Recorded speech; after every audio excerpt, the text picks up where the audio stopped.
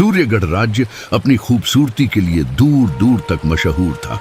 ऊंचे पहाड़, चमकती नदियां और सोने जैसा दमकता महल। लेकिन उस राज्य में एक ऐसा रहस्य भी था जिसके बारे में कोई खुलकर बात नहीं करता था। राजा वीरेंद्र की एक ही बेटी थी, राजकुमारी अनाया। अनाया बचपन से ही अलग थी।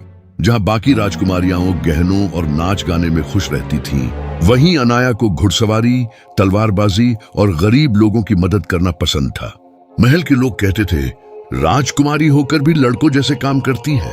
लेकिन अनाया को किसी की बातों से फर्क नहीं पड़ता था। उसकी माँ रानी मृणालिनी हमेशा कहा करती थी, एक सच्चा शासक वही होता है जो लोगों का दर्द समझे। लेकिन रानी अब इस दुनिया में नहीं थी। उनकी मौत भी एक रहस्य बन चुकी थी। महल के पीछे एक बहुत बड़ा जंगल था, कालवन। उस जंगल में जाने की मनाही थी।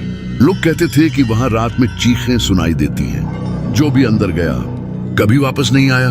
एक रात अनाया अपनी बालकनी में खड़ी थी, तभी उसे जंगल की तरफ से एक औरत के रोने की आवाज सुनाई दी। बचाओ! अनाया चौंक गई। उसने सैनिकों को बुलाया, लेकिन सभी डर गए। राजकुमारी, वहां जाना मौत को बुलाना है। लेकिन अनाया नहीं रुकी। उसने काला लबादा पहना, अपनी तलवार उठाई और चुपके से महल से निकल गई। जंगल के अंदर घना अंधेरा था। हवा इतनी ठंडी थी कि शरीर कांप जाए। अचानक अनाया को एक बूढ़ी औरत दिखाई दी जो जाल में फंसी हुई थी। मुझे बचा लो बेटी, बूढ़ी औरत रोते हुए बोली। अनाया ने बिना सोचे जाल काट दिया। जैसे ही बूढ़ी औरत बाहर आई, उसकी आंखें अचानक नीली चमकने लगी। अनाया पीछे हट गई। बूढ़ी औरत मुस्कुराई, तुम्हारा दिल बिल्कुल अपनी माँ जैसा है। अनाया हैरान रह गई। आप मेरी माँ को जानती थी? लेकिन अगले ही पल वो औरत गायब हो गई। सिर्फ एक नीला चमकता पत्थर जमीन पर पड़ा था। अनाया ने जैसे ही पत्थर उठाया, जमीन हिलने लगी। उसके सामने एक पुराना दरवाजा खुला। धीरे धीरे वो अंदर गई। वहां एक टूटा हुआ महल था और उस महल के बीचों बीच लोहे की जंजीरों में बंधा एक युवक बैठा था। उसके कपड़े फटे हुए थे। उसने कमजोर आवाज में कहा, क्या तुम मुझे आजाद करोगी? अनाया ने पूछा, तुम कौन हो? युवक बोला, मैं आर्यवर्धन हूँ, इस राज्य का असली राजकुमार। अनाया के पैरों तले जमीन खिसक गई। आर्यवर्धन ने बताया, कई साल पहले सूर्यगढ़ पर एक तांत्रिक ने हमला किया था। उस तांत्रिक का नाम था भैरव। भैरव अमर होना चाहता था। उसने राज परिवार को खत्म करने की कोशिश की, लेकिन आर्यवर्धन के पिता ने उसे रोक दिया। तब भैरव ने धोखे से पूरे परिवार को कैद कर लिया और खुद महल में मंत्री बनकर रहने लगा। अनाया को यकीन नहीं हुआ, क्योंकि मंत्री देवांश तो हमेशा राजा के सबसे भरोसेमंद आदमी थे। तभी नीला पत्थर चमका और अनाया के सामने एक दृश्य दिखाई दिया। उसने देखा, मंत्री देवांश ही असली तांत्रिक भैरव था। अनाया की आंखों में आंसू आ गए। तो मेरी माँ की मौत भी? आर्यवर्धन धीरे से बोला, तुम्हारी माँ को सब सच पता चल गया था, इसलिए भैरव ने उन्हें मार दिया। अनाया के हाथ कांपने लगे। उसकी आंखों में पहली बार गुस्सा दिखाई दिया। मैं उसे छोड़ूंगी नहीं। अनाया आर्यवर्धन को लेकर महल पहुंची, लेकिन महल का माहौल बदल चुका था। हर जगह अंधेरा था। सैनिक पत्थर की मूर्तियां बन चुके थे। तभी मंत्री देवांश धीरे धीरे सीढ़ियों से नीचे उतरा। उसके चेहरे पर डरावनी मुस्कान थी। आखिर तुम सच तक पहुंच ही गई। उसकी आंखें लाल हो गईं। पूरा महल कांपने लगा।